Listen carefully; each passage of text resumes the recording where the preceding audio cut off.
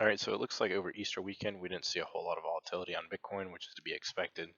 But today it looks like we did have a wick down to around the halfway point of this zone of support I've drawn, and we've actually managed to pump out of it. You can see that the EMA spread on the daily has turned red, which isn't great, but if we manage to kind of come up and test the ribbon while the spread is still small, we probably won't have much of a problem breaking through it to the upside.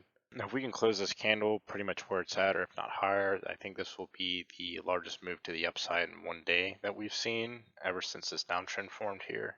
Take a look at the Ichimoku cloud on the daily. You can actually see it's fully closed up for the most part, which is a good sign, considering that we're actually trying to find support off this box right now. If we can kind of trade through this and flip it to the upside, we could very well use it as support and start a new uptrend. We only have about 2 hours left on this daily candle, and the volume isn't that great. I'd really like to see something back here where these candles had pretty large volume spikes, right? Same with this one. Since the volume has been tapering off during this move, you very well have enough steam to make it back to this red box again and start testing it. So take a look at the 4-hourly chart. You can see that we're trying to break the EMA ribbon to the upside, which is a good sign. You can see we've tested it quite a few times within this range, right here and right here. So this could very well break out of it, considering we've been testing it a lot. The only problem with this is we have the 200 EMA ahead of us, as well as this red Ichimoku cloud, so we could very well move all the way up to say 42,000 before we find a rejection. Now this wouldn't necessarily be a bad thing, because if we do manage to find resistance here, but set a higher low, say from this high right here, or even this zone right here, we could very well see something like this and keep testing this 200 EMA as well as the Ichimoku cloud and bringing it to the upside. And next we'll have to break this red zone of resistance I had drawn. So Bitcoin definitely has some resistance ahead of us, anywhere between the range of 42 to 46. So the fear and greed index is printed at 24. You can see it updates in an hour here. So I have to see what happens, but if this really starts getting in the neutral territory because of this move to the upside, I kind of start getting concerned, especially since, we're pushing towards the greed side of the scale when really, we're down from this high and this high and this high and this high. So I'd really like to see this kind of stay in the low 30s or the low 20s.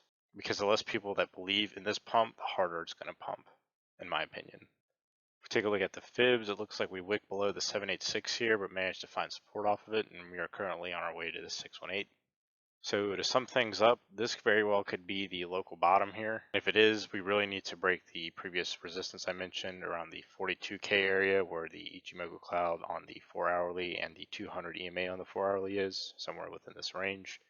And if we manage to break that to the upside, we really need to start testing this red box again and breaking it to the upside.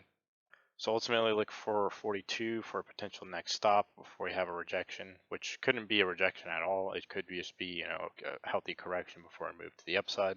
And if this doesn't manage to hold right here, we could very well have a move to the bottom of the screen box. As you can see here, we wicked down to the half level before, and then a few candles later, we actually managed to go all the way back down to the bottom. Same here, we didn't really make it to the half level, but we did manage to move all the way back down to the bottom of the green box. And really, once we break this to the downside, it's likely we're going to move all the way back down to here. I don't think these lows right here are going to be able to keep it up, especially considering that this trend has been supporting Bitcoin for the past 3 months. So if you enjoyed this video, go ahead and hit the like button. If you haven't subscribed already, go ahead and do so, as I try to post content daily. As always, this is not financial advice, and I'll see you in the next one.